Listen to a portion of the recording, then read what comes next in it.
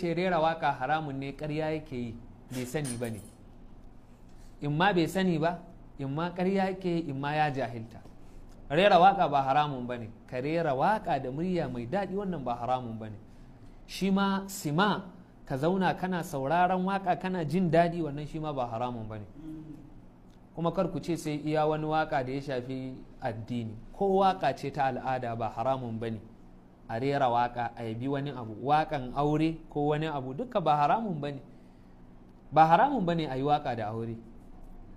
A waka na mazaje, a yabi mazajen yaƙi, ba haramun ba ne. A yi waka ma ƙasa, ba haramun ba ne.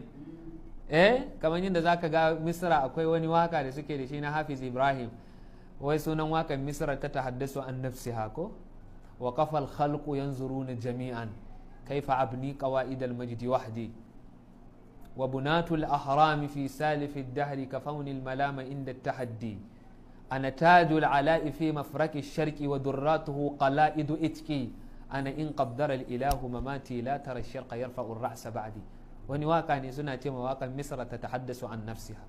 Saboda haka waka na ƙasa da waka na jarumai da waka na al'ada da waka na aure duk wannan ba haramun bane, ba haramun bane. Jahili ne kawai da ya ce waka haramun ne.